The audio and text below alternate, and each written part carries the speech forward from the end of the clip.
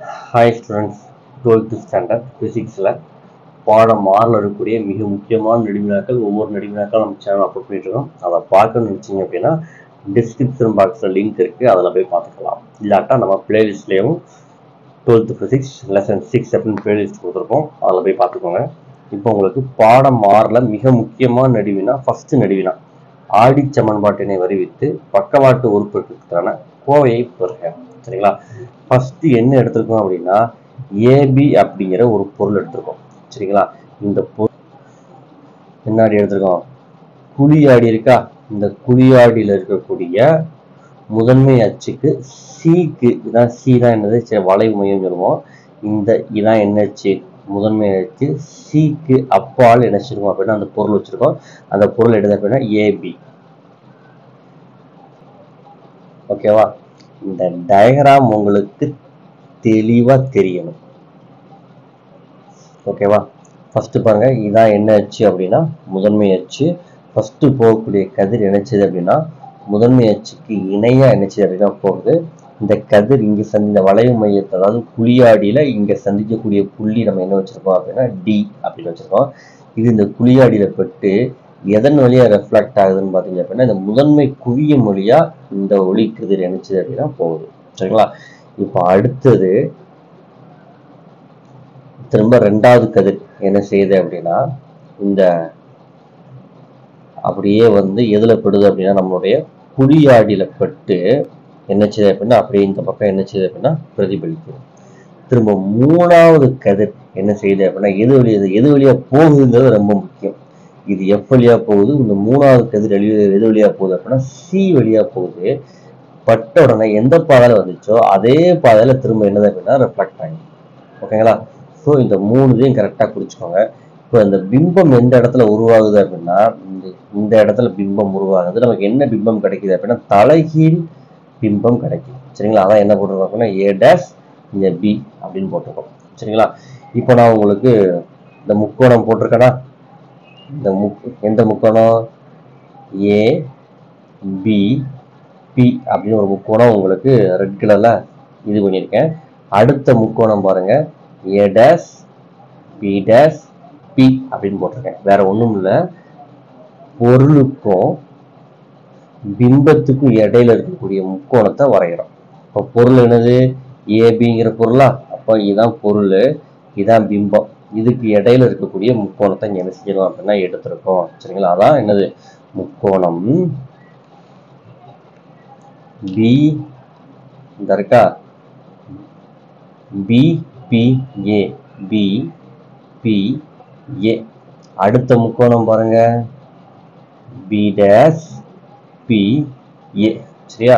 அப்போ பொருளும் பிம்பத்தையும் எடுத்திருக்கோம். எந்த இடத்துல, பிங்கிற புள்ளியில இருந்து நம்ம என்ன செஞ்சிருக்கோம் அப்படின்னா பொருளுக்கும் பிம்பத்துக்கும் இடையில இருக்கக்கூடிய முக்கோணம் வரைஞ்சிருக்கோம். இந்த ரெண்டுமே என்ன முக்கோணம் அப்படின்னா ஒத்த முக்கோணம். சரிங்களா? ஸோ இந்த வடிவம் பாருங்க, ஏ பி பியா, இதைத்தான் நமக்கு புரியணும் அப்படிங்க உங்களுக்கு நான் இந்த இடத்துல வரைஞ்சிருக்கேன். சரிங்களா? அடுத்த முக்கோணம் என்னது, பி டேஷ் பி ஏ டேஷா, அப்போ இந்த முக்கோணம் பிம்பத்துக்கு உண்டான முக்கோணத்தை இங்க வரைஞ்சிருக்கேன். சரிங்களா? இது என்ன முக்கோணம் அப்படின்னா ஒத்த முக்கோணம். அப்போ ஒத்த பக்கங்களோட முக்கோணம் நமக்கு எப்படி இருக்கும் அப்படின்னா சமமா என்ன செய்யும் அப்படின்னா இருக்கும். இப்ப பாருங்க, இங்க செங்குத்தா இருக்கா, அதே மாதிரி இந்த பக்கம் இங்க செங்குத்தா இருக்கா. ஸோ இந்த ரெண்டுமே என்ன பக்கம் அப்படின்னா ஒத்த பக்கம். ஸோ ஒத்த பக்கம் சமம் அப்படின்னு நமக்கு தெரியும். ஸோ அதைத்தான் நம்ம என்ன செய்ய போறோம் அப்படின்னா எழுத போறோம், A dash B dash, A dash B dash by A B. என்ன எழுதிருக்கோம், ஒத்த பக்கங்கள் நம்ம பையில எழுதியிருக்கோம். சரிங்களா? ஸோ இந்த ரெண்டும் ஒத்த பக்கமா.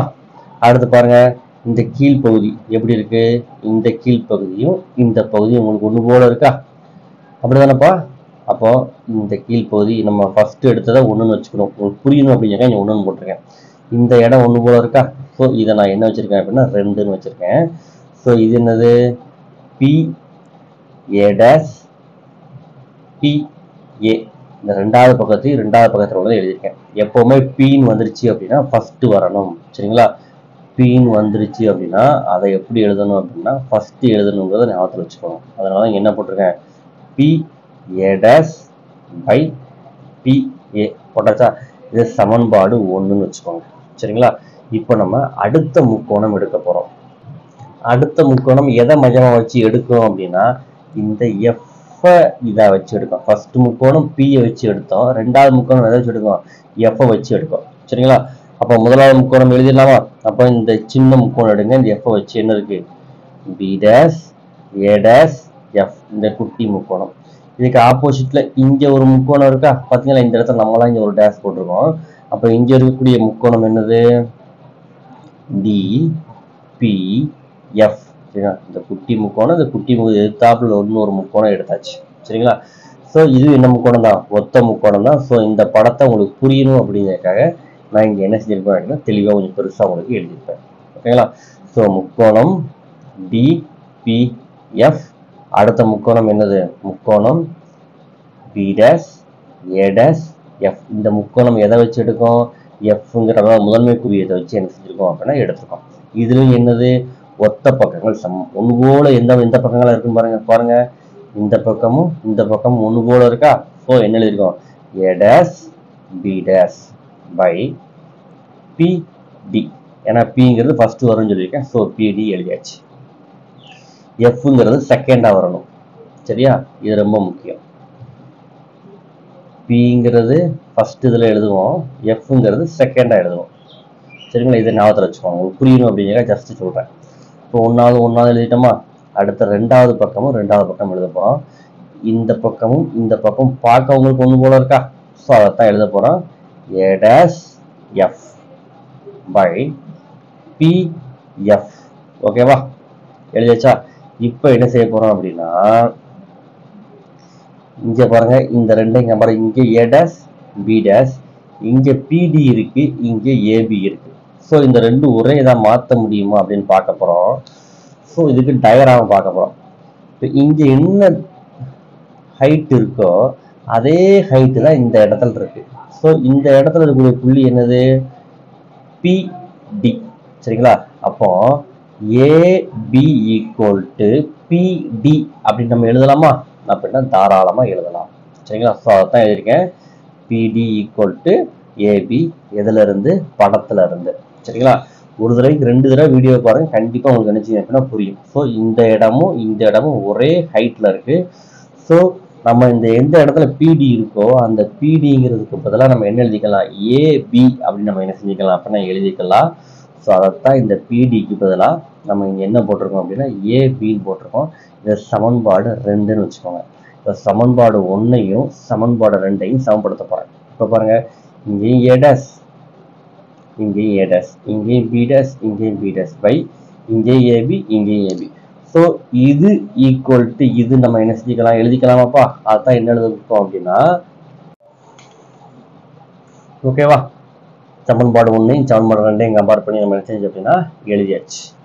எதுக்கு சார் இவ்வளவு எழுதுறோம் அப்படின்னு பார்த்தீங்க அப்படின்னா, ஜஸ்ட் இந்த சமன்பாடு 1/v + 1/u = 1/f கொண்டு வர போறோம். அதனால தான். சரி, கொஞ்சம் ஸ்டார்டிங்கில் என்ன இருக்குன்னு பாருங்க, பி ஏ டேஷ் இருக்கா. இது இந்த படத்துல இது எந்த இடத்துல இருக்குன்னு பாருங்க. எங்க இருக்கு, பி ஏ டேஷ் இருக்கா. இந்த ஸ்ட்ரெயிட் லைன் வருதா, இந்த நடுவில் என்ன பாயிண்ட் இருக்கு, எஃப்ங்கிற பாயிண்ட் இருக்கா. ஸோ இந்த ஸ்ட்ரெயிட் லைனை இங்க தனியா நான் என்ன செஞ்சிருக்கேன் அப்படின்னா உங்களுக்கு எழுதியிருக்கேன். எழுதியாச்சா? இப்போ இங்க பாருங்க, பி ஏ டேஷை எத்தனையா பிரிக்கலாம், 2ஆ பிரிக்கலாமாப்பா. எப்படி பிரிச்சிருக்கோம் பாருங்க, பி ஏ டேஷை 2ஆ பிரிச்சிருக்கோம். எப்படி பிரிச்சிருக்கோம் பாருங்க, பி எஃப். எழுதியாச்சா? அடுத்து பாருங்க, ஏ டேஷ் எஃப். ஏற்கனவே சொல்லியிருக்கேன், எஃப்னு வந்துட்டால 2ஆவது எழுதணும். அதனாலதான் இந்த மெத்தட்ல எழுதியிருக்கோம். சரிங்களா? புரிஞ்சிருக்குன்னு நம்புறேன். ஓகேங்களா? இப்போ நம்ம எதுக்கு மதிப்பு பிரதியிட போறோம் அப்படின்னா, அந்த ஏ டேஷ் எஃப்க்கு தான் மதிப்பு பிரதியிட போறோம். அதனால இங்கிட்ட பிளஸ்ஸா இருக்கிறது இங்கிட்ட வரும்போது எதா மாறும், மைனஸா மாறிடும். இங்க என்ன இருக்கு, ஏ டேஷ் எஃப் இருக்கு. அப்ப இந்த ஏ டேஷ் எஃப்க்கு பதிலா இந்த மதிப்பை நம்ம இங்க ஜஸ்ட் என்ன செய்ய போறோம் அப்படின்னா பிரதியிடுறோம். பிரதியிட்டாச்சு. சரிங்களா? இப்போ ஒவ்வொன்றுக்கும் பொருள் எந்த இடத்துல இருக்கு, பிம்பம் எந்த இடத்துல இருக்கு, முதன்மை குவியம் எவ்வளவு அப்படின்னு எழுத போறோம். சரிங்களா? இதுல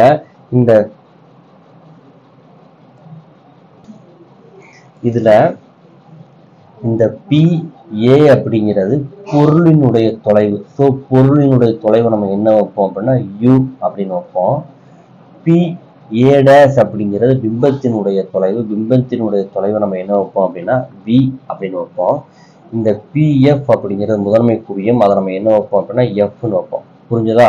இங்கிருந்து பியிலிருந்து ஏ வரைக்கும் இருக்கக்கூடிய இந்த தொலைவு பொருளினுடைய தொலைவு நான் என்ன வச்சிருக்கேன் யூன்னு வச்சிருக்கேன்.